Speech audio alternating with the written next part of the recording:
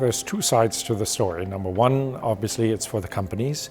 We need to build the future European champions in innovative technologies and industries. We need to be able to bring really the companies to market that will create growth and employment of the future. On the other hand, it's also empowering citizens.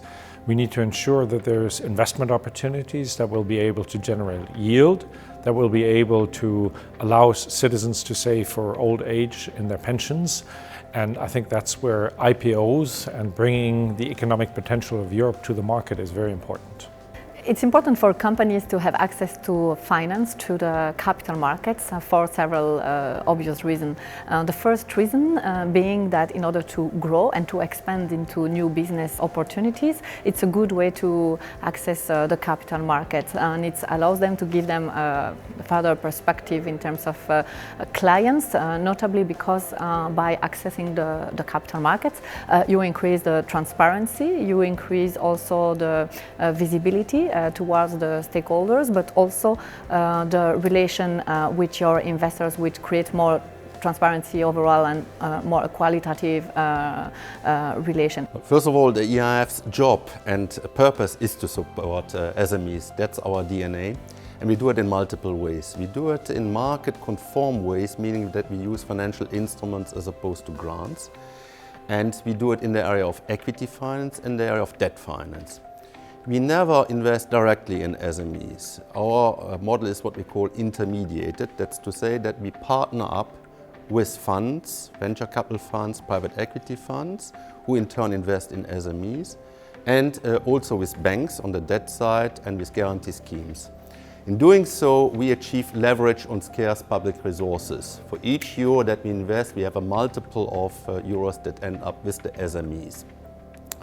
We do this with quite a number of partners. We have more than 500 partners on the debt side and 660 funds with whom we work on the equity side.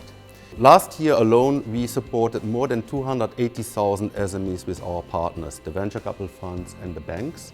And since inception, more than 1.5 million. And we are constantly seeking now to enrich our toolkit by designing new innovative ways of supporting companies and helping them to thrive, to develop and to grow, to create jobs. And for this we are moving also in more and more areas now, from culture to social impact to innovation finance.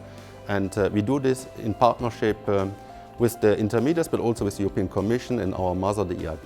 Public equity is important as a signal.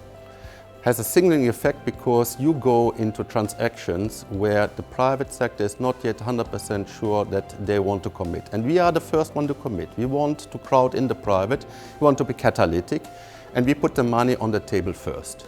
So I think apart from that, of course, public equity is a way to achieve policy priorities. We in Europe have really an issue with equity finance. It's a serious market failure that we have. It's not only in the early stage, it's also in the growth stage. And if you compare, for instance, how much equity is being spent in the US or in Israel, advanced economies, industrial countries, which have a more developed equity market, compared to GDP is around 0.45%. Well, in Europe, on average, is 0.04, so 1/10 of it. I think still some work to be done by us.